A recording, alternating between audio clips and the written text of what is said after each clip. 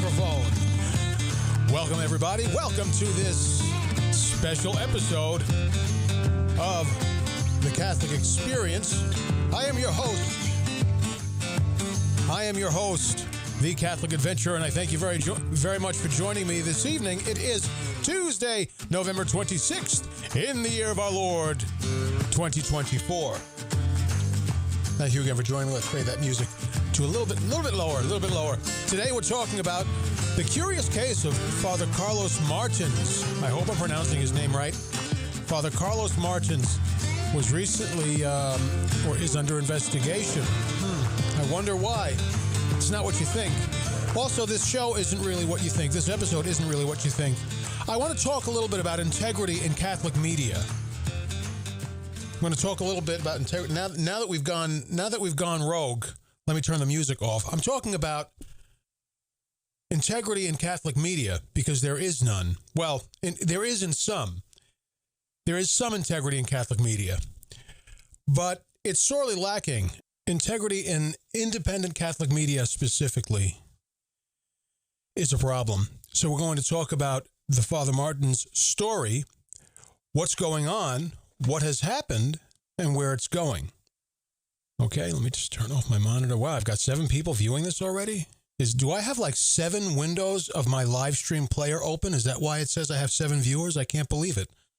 I have a funny feeling I've got like 7 live stream windows open, like one, my website is somewhere in the background and maybe Twitter is somewhere in the background. Maybe that's why. Maybe I'm being counted as a viewer 7 times. I've never had 7 live viewers. That's like unbelievable to me. So this story broke a couple of nights ago. I was damn near ready to participate in it myself.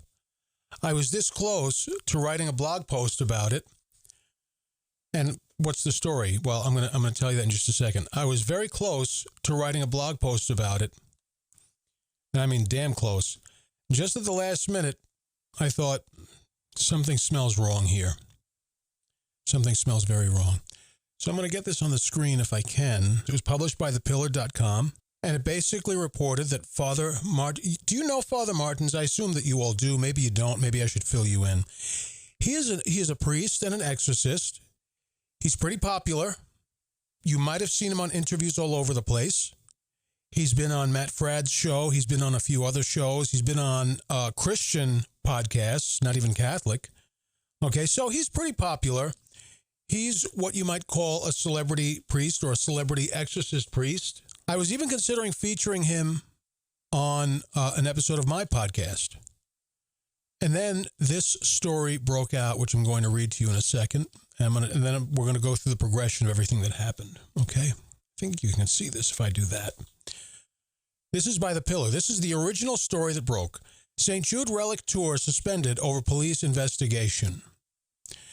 Understand, too, folks, this might have gone through some editing since I first read it, since it broke, because Father Martin's attorney issued a cease and desist letter, so they might have edited it.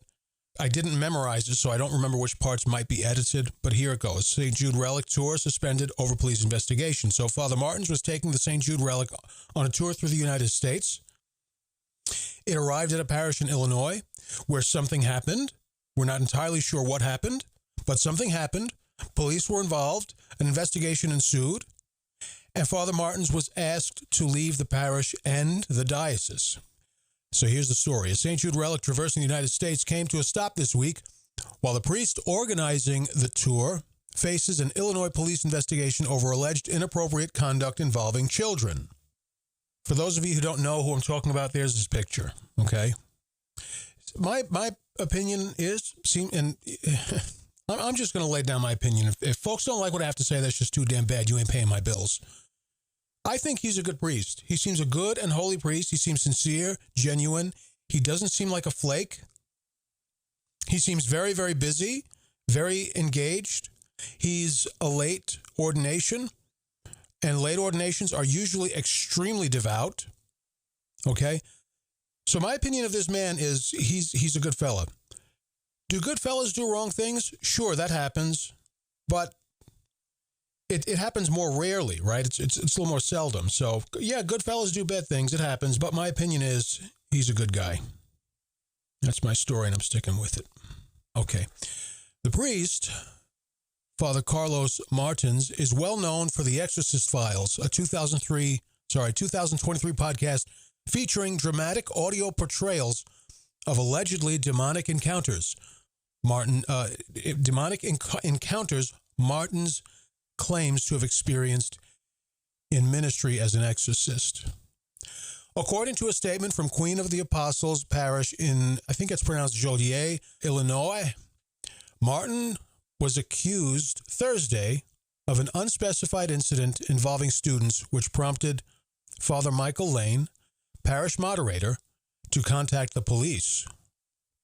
So right away, you're getting an idea of what he's being investigated for. Did he touch a child? Did he have, an inappropriate relationship with a child? Did he abuse a child?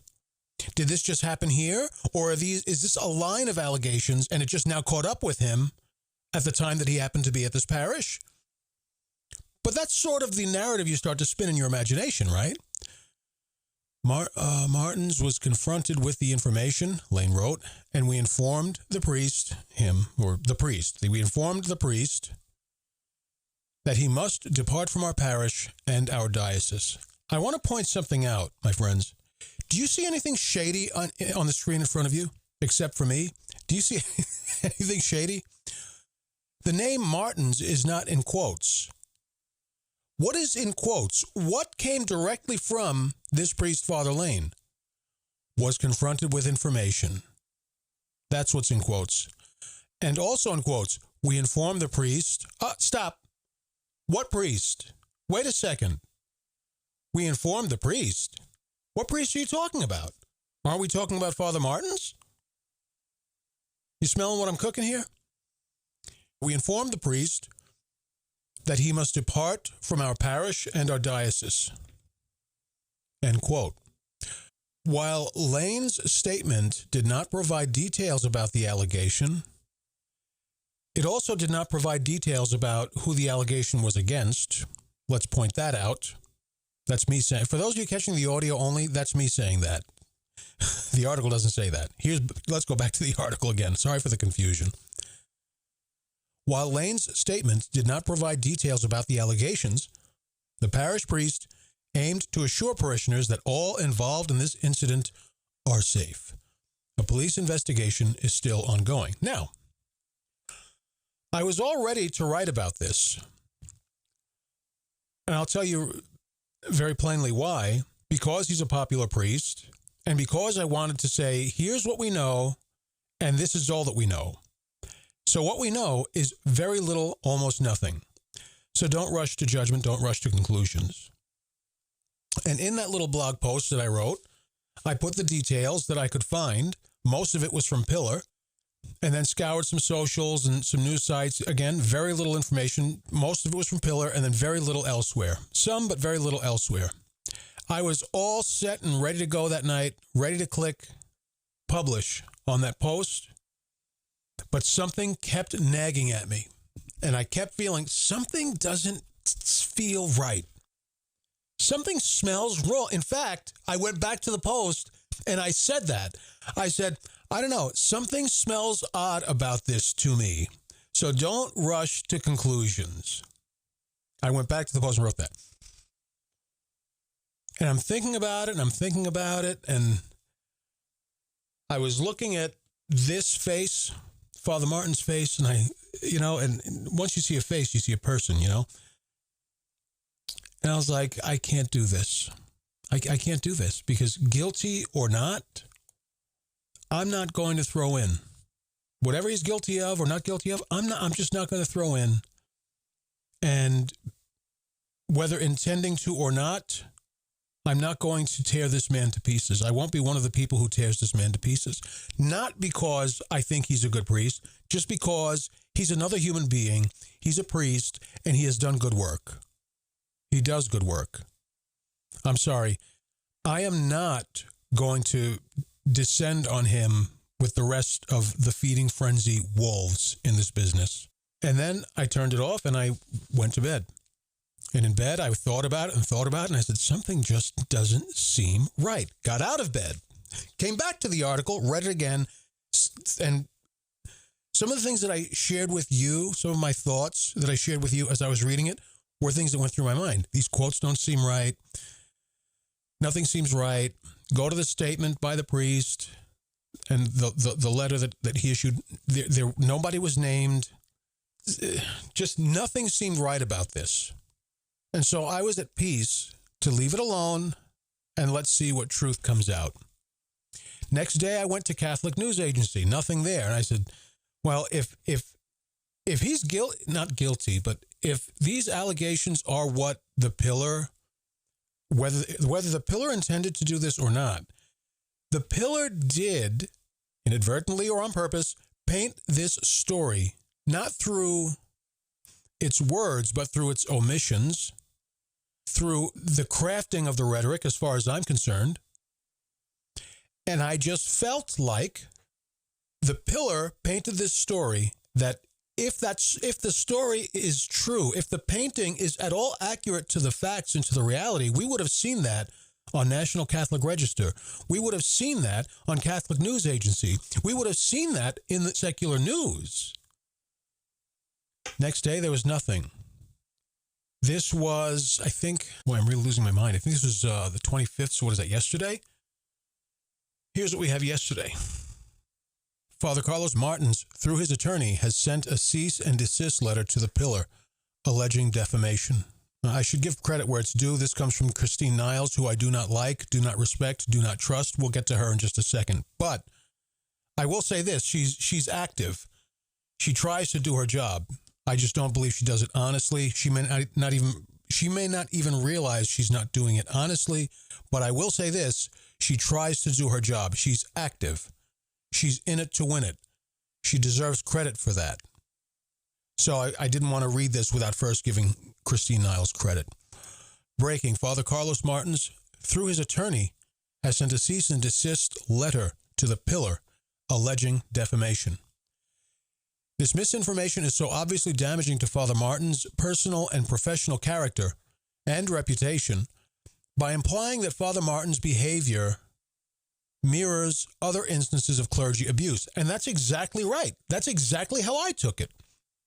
I took it as an implication that his behavior mirrors or mimics priest abuse behavior that we have all come to know and loathe. Back to it. By implying that Father Martin's behavior mirrors other instances of clergy abuse. A deplorable allusion, it is a deplorable allusion that in no way reflects the facts. In addition to being defamatory, these statements may also constitute a violation of canon law, which protects a priest's good name and reputation. Boy, that's actually kind of laughable because the dioceses are breaking that code of canon law all the time. If there is the hint of a whiff of an echo of an allegation, many, not all, many dioceses will drag their priests through the coals in public. Not all, but many dioceses will do that. They will not protect their priests at all. Not all, but many. In fact, I will even say it's probably the minority. But a minority of all of the dioceses in America, that's still a lot of places. All right. Anyway, back to the subject. Okay. So Father Martin's attorney issues this cease and desist. I do feel like the story on the pillar went through some round of modification because I do feel like it's a little bit less, I don't know. I just felt like there were things in there that I caught the first time that I didn't catch the second time that I read it. So maybe there were some modifications. Maybe the modification was minor. Maybe it was a modification to the subtitle. Maybe it was a modification to the headline. But I do feel like something changed. It was like the Matrix, you know. Every time when you experience deja vu, that means something changed. That means the Matrix changed something. I felt like the Matrix changed something there, but I could be wrong. Let me tell you a few things about the pillar, and to be honest, I have very little to say. My impression of the pillar is that it's a normal, legitimate, independent Catholic news site. However, my intuition is a little upset by the Pillar, and I cannot put my finger on why. I feel like in the past, the Pillar made waves with some story that it reported, some way that it reported it. I don't remember. I feel like the Pillar really disappointed me in the past. Not that I was an active reader of the brand, but I just feel like in my intuition, somewhere in there is a memory that Pillar let me down, or Pillar disappointed me, or Pillar got me upset about its reporting, and I stopped trusting it instantly. And I don't know what it was. I don't recall. Anyway, but it's not a church militant. It's not a LifeSite News. And no offense to those of you who liked Church Militant or who like LifeSite News. In my opinion, you can rescue your Catholicity from the pit of despair by never looking at LifeSite News again, because it is a radical rag. Their reporting is so incredibly dishonest. It might as well just have the word fairy tale over its title. Their reporting is so dishonest, it's incredible to me. One day they're going to get sued out of existence. I said that about Church Militant, and it happened. And I'm saying that about LifeSite News, and it's going to happen. One day they're going to be sued out of existence because they are so flagrantly dishonest and so careful about how they do it. I'm sorry, there's evil behind that brand. So no offense to those of you who like those sites. No, truly, no offense. I used to read LifeSite News all the time. Every day I was on LifeSite News. Every single day. This is years ago. They might have been fairly new at the time. I don't remember. But anyhow. But over time, I was like, this stuff ain't right. And I lost my love for them very quickly. Well, not very quickly, but gradually. So my point is, I can relate. If you're someone who likes LifeSite News, I can relate because I used to really enjoy them until I started seeing through the haze of their magic spells, the spell that they cast over people's minds. And I have a mind for rhetoric. I have a mind for the truth. And I've said this 100 times. I'm an extremely stupid person. And I say that flippantly, but I mean it. But I have one or two superpowers, only one or two. I have about 1,000 passions, and I have no gift or skill for any of them, any of those 1,000 passions. But one of my one or two superpowers that I have is I can spot the truth, and I can see it when it's hidden, and that means I can tell a lie even when it's well disguised as the truth. And I have a knack for rhetoric. I can see what people do and why they're doing it and how they phrase things, and believe it or reject it, it's up to you. But I am telling you, that is my superpower, and I know bullshit when I see it. I don't care. I don't care how much whipped cream and cherries you put on that. You're not going to slap bullshit in a bowl, hand it to me, and tell me it's ice cream. You'll fool every living human being on the planet before you ever fool me. And it's not because I'm a genius. I only have one or two superpowers out of the thousands of things that I wish I could be good at, that I have a passion for. So this is not me being proud. This is me being humble, but it's me being confident. I'm awful at 998 things, absolutely awful, absolutely incompetent. But there's one or two things that I'm very, very good at, and that's one of them. So believe it or don't believe it, that's up to you. Anyway, my opinion of the Pillar is shaky. Going into this, it was already shaky. After this, I am telling you, you best stay away from the Pillar. Stay away from the Pillar. It's not LifeSite News, let me be clear. It is not LifeSite News. It's definitely much more legitimate than a LifeSite News or a Church Militant or whatever. It's definitely much more legitimate than that. But I'm going to point out a couple of other things that bugged me about the Pillar. Here we go. Back to it. I really have to make this quick. This is already going longer than I expected. There's a next phase to this, because there's a next phase, and there is an order in which it should be presented. Oh, I remember where it is. Hey, while I'm looking for this, did you guys know I do a newsletter? It's called Notes from the Field, and I really want you to subscribe to it. It's free. I just sent out the next one today, and I just launched a newsletter subscriber exclusive podcast series called The Scripture Sessions, where I read a couple of verses of Scripture, I share my analysis, and I share my reflection on it. Sign up for Notes from the Field. It is free. Go to the link in my bio. You're going to see a panel there to sign up. You're going to see a panel or a link there to take you to my website to sign up. Or go to my website, CatholicAdventurer.com. What a moron. Go to CatholicAdventurer.com and you'll be greeted with a pop-up window there. All I need is your email address. It's going to ask you for your first name so that it's nice to know a first name. It's not like I'm going to memorize you guys, but it's nice to know a first name. But all you really need to put in there is your email address and you're done. It's free. There's a lot of great stuff in the newsletter. If you don't sign up, you're missing out. All right. Let me see now. There it is. Son of a gun, yeah. Sorry about it. Following, I assume, this is what it seems to me. Oh, yeah. Okay. So this was the next action that I found by the pillar. It was a post on Twitter or on X. It says, lawyers for a priest accused of an, quote, incident, end quote. So far, they're putting incident in quotes because it was called an incident. Originally, by the priest of the parish, it was referred to as an incident. Okay, so that's the first thing to point out. Second thing, it doesn't name Father Martins. Now it just says lawyers for a priest accused of an incident.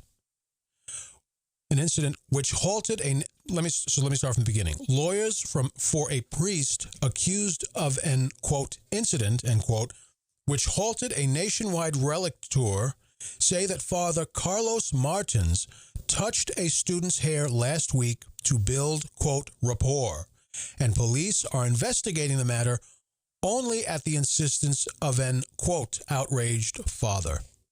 Now, my response was this. This was my response to them on X. There's still something accusatory and even a little sinister about how you're wording this. Facts don't always tell the truth. If you can't fit the truth in a post, which sometimes you can't. Sometimes you can't fit the facts that are necessary and the explanation that is necessary and pertinent. Sometimes you can't fit that in a post. So I go on to say, if you can't fit the truth in a post, which happens, then compose a post that get the people to read the full story on your website. Compose it in a way that ideally, I know you can't guarantee it, but ideally gets them to read it on your website. So, listen, could I be reading into it too much? Yes, I absolutely could be. I could be reading into it too much. But I'm going with my gut, and my gut tells me that was worded in a way that was deliberately accusatory. Or it says just enough to lead the people to accuse or to indict or to judge the priest who may or may not be Father Carlos Martins. I'm sorry, if I get what they're trying to do, they're trying to maybe not correct, but maybe refine what they had originally stated. Okay, that is not the way you do that. And if an idiot like me knows that, I'm sure the professional journalists at the Pillar know that. That is not the way you do that. Absolutely not. Too vague. It includes just enough to paint a picture, but not enough to paint a picture that is accurate to the facts. It does state facts, but it doesn't tell the truth, because it puts things in there that lead people to a different conclusion. Now, what is it talking about? And I'm going to get to this really fast, or go through this really fast. If I can find it now. I keep losing all of my things. I'm not going to read it. Let me just explain it to you. And then I'm going to explain this to you, what actually happened as best as I can remember from the stories that I've been reading about it.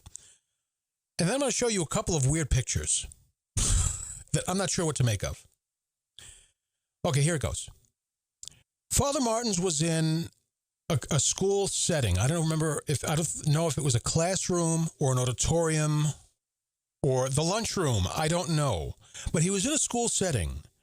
It was a class or several classes all together. There were adults, there were priests and faculty/teachers. He was not in a room with this child alone. He was, I remember where this came from.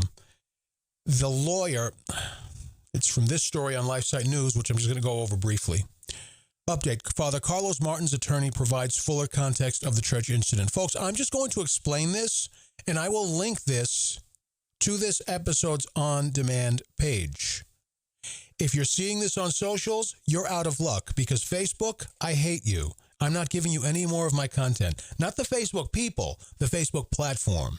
So you're not going to have this on demand on Facebook. So the first place to check for the on-demand version is going to be the link in my bio. The second place, probably almost as good, is my website, CatholicAdventurer.com. I will place a link to this article in this episode's on-demand page. Okay? So I'm going to link this article, but I'm going to explain it to you right now from memory. So he was in a room, a large room with all these people, a bunch of people. He was just, trying to open up the floor, not open the floor, but open up the discussion with, some like attention-getting, some conversation, some hooks. He's talking with the kids, and these were teenagers. I think they were high school students. Young high school students, or maybe 8th grade. I don't remember. They weren't 5-year-old kids. They were older kids, much older kids than that. And he's gabbing with them. He's talking with them. And he's talking to one girl in front of the crowd, in front of the group. He's talking to one girl. And he comments on how long her hair is. And he said, yeah, I have the same hairstyle. I have the same hairstyle as you, because he's bald. So he's making a joke.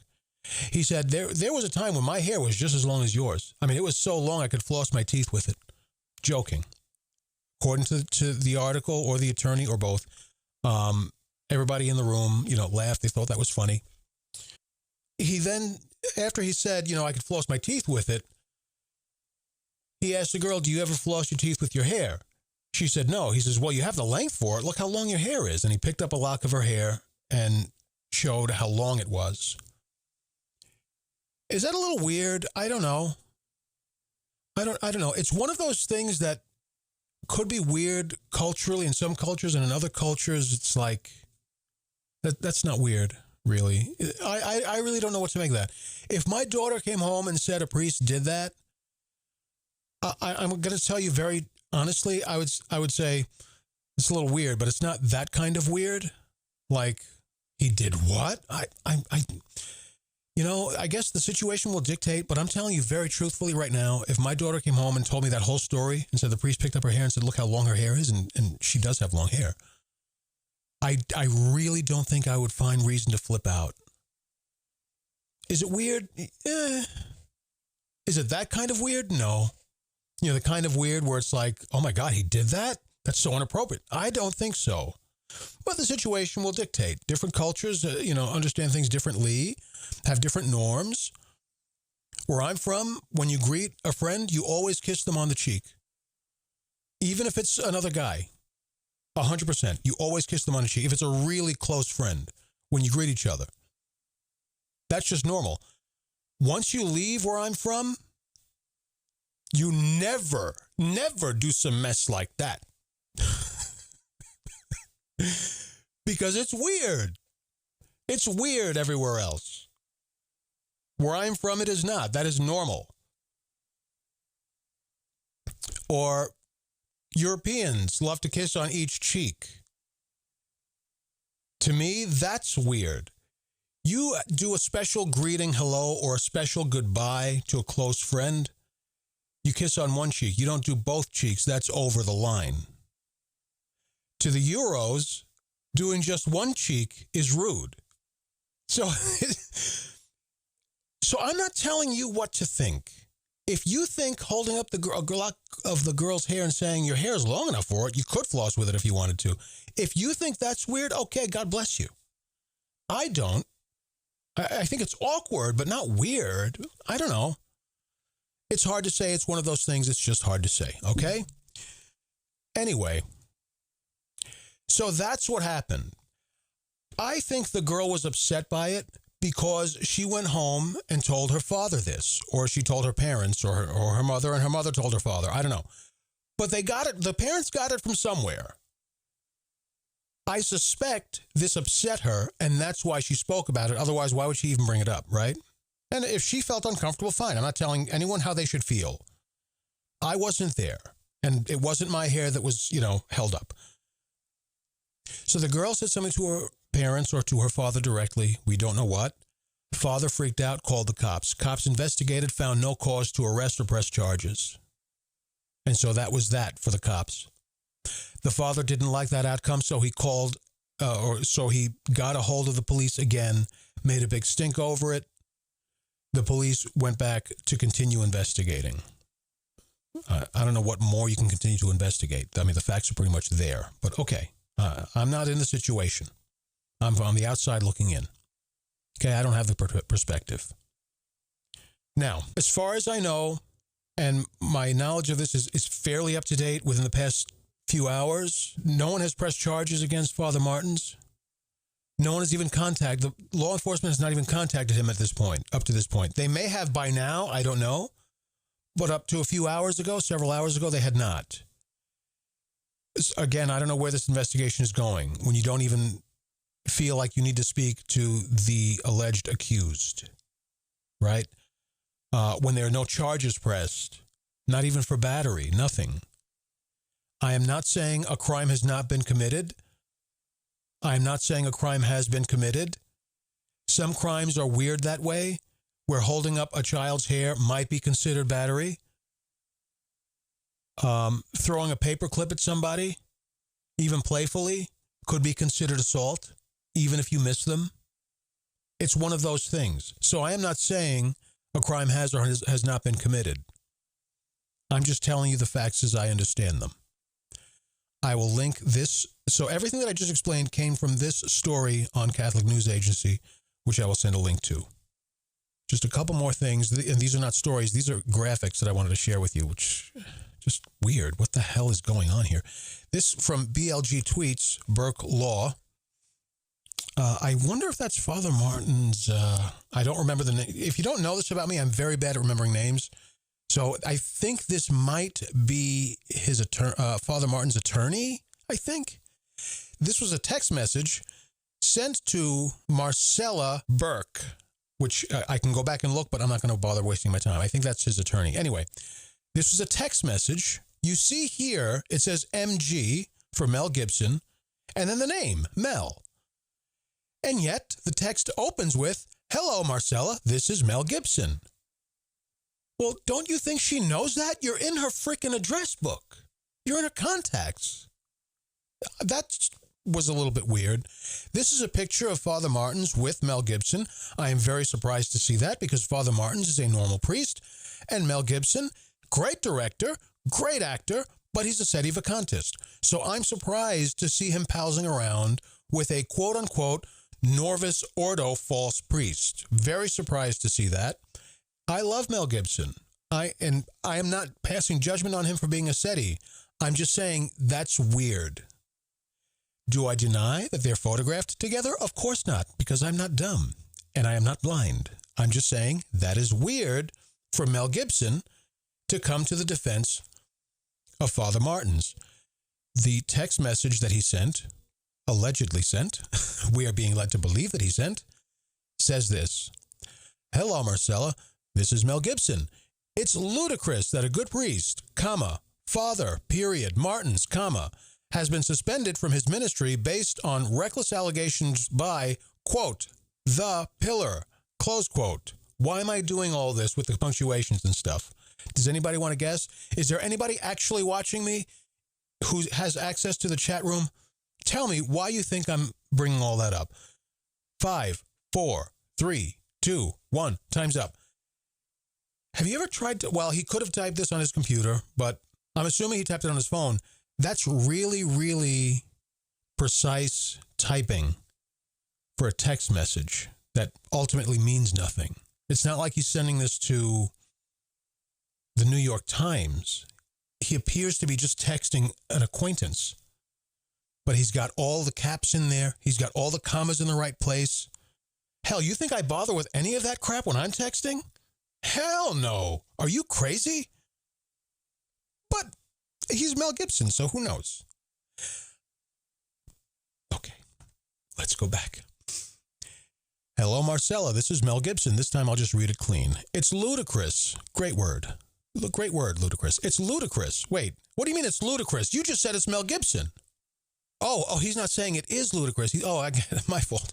It's ludicrous that a good priest, Father Martins, has been suspended from his ministry based on reckless allegations by the pillar a diocesan statement that have no basis as determined by law enforcement and are completely speculative. My friends, I apologize, but this sounds like lawyer speak to me. The precision, the wording, the phrasing, it just sounds like lawyer speak to me. Reckless allegations by the pillar and a diocesan statement that have no basis as determined by law enforcement and are completely speculative. Sounds like lawyer speak. There were 200 other people there, for Pete's sake.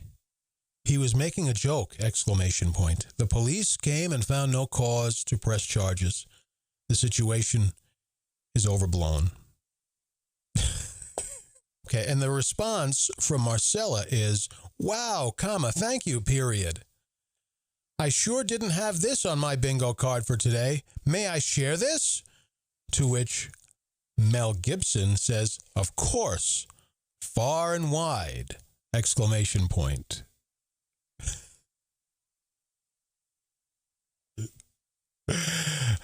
Hello, Marcella.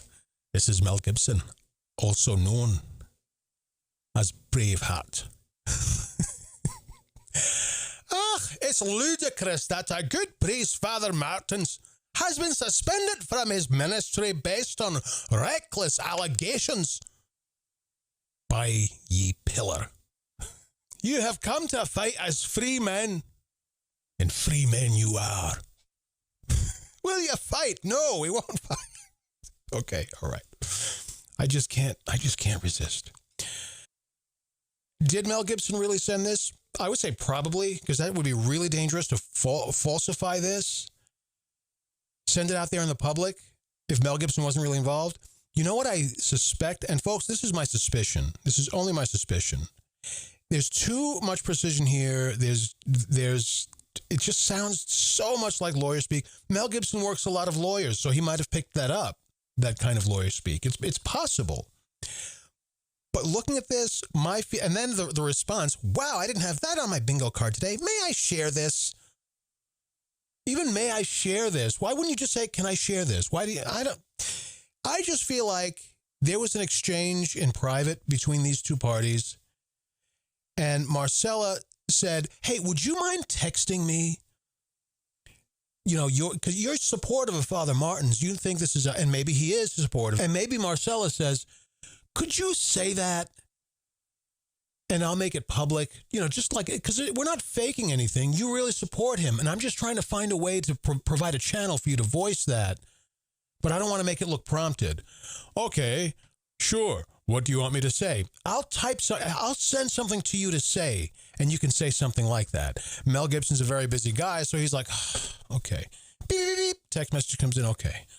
I got a million things to do. I'm working on a sequel to The Passion of the Christ. They're thinking of doing a Braveheart 2 where Braveheart comes back to life, and I can't right now. Copy, paste, send. That's what I think. Or he copied portions of it. That's what I think. I think this was prompted. I don't think this was impromptu. That's pretty good. Was that a good turn of phrase or what? Is that what you would call a turn of phrase or what? You see, folks, as I told you, I'm stupid. What do I know? I don't know. I don't even know how to speak English. One other thing I wanted to share with you. This was posted by Christine Niles. This is Father Lane, the priest who confronted Father Martins about this allegation or about this complaint. Complaint, I think, is a better word. This was posted by Christine Niles. I did see this elsewhere on the interwebs. And Christine, and I'm just going to paraphrase because I need to get this over with. Christine said, this is the man who should be reported. Or she said something like this. I really shouldn't put words in her mouth. But she was pointing out the fact that, look at this. He's holding this child against himself. That's the man who should be investigated. Is this inappropriate, what we're seeing this priest doing? It doesn't look like he's holding her against his body. It looks like he's saying something or explaining something. Maybe he has his hand on her shoulders, but probably not by the look of it. Maybe he's a little close. Maybe he's just explaining something and he's about to point to something. I I don't see this as being against his body, and I don't see this as him holding her against his body. I'm sorry. I am sorry. It is irresponsible and reckless to put that suggestion out there. I should get my face out of this screen so you can see. You see, his hand is not on her shoulder. It doesn't look like it. This is his hand here. It doesn't look like it's on his shoulder, her shoulder. It doesn't even look like she's against his body or he's against her body. It looks like she's up to the case to look at what's inside. That's the relic of St. Jude. And it looks like he's looking here at the relic, right? You see the line of sight from his eyes? He's looking at the relic and he's speaking. What I take from this is he's explaining something, and he's getting as close to the relic as he can with somebody already in front of him, and he's just casually explaining something or talking about it or something. That's all I see in this picture. Folks, I say this from time to time, and I don't know if you understand just how serious I am about it when I say this. There's a lot of grifting in media. An awful lot of grifting in media. There's a lot of money in media, and so people have a vested interest in grifting and conning you. If you think it's unique to secular news, they do it in Catholic news too. They do it or I should say, they do it in independent Catholic media. And they are almost as good at it in independent Catholic media as they are in shady secular or in proper secular media. And I can tell you many Catholics are being led astray by their trusted sources of Catholic news and commentary. It's not just independent Catholic news, it's independent Catholic commentary too. Podcasters and such. I generally do not name names, and I won't. Unless I need to, because I don't want to be gossipy. Also, you never know if some of these names turn themselves around. And so I don't want to take part in ruining that turnaround by taking some role in ruining their reputations. And I don't want to ruin people's reputations anyway. And this is the honest to God truth. People are dear and people are precious. And I really don't want to cause people harm, especially and including people's reputations. I will name names when I have to. For instance, today I had to name the pillar. I had to because it was the subject.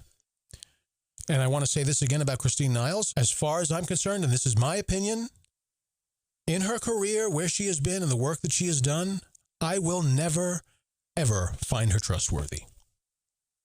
But maybe she's turning herself around, because what I will say positively is this: she works.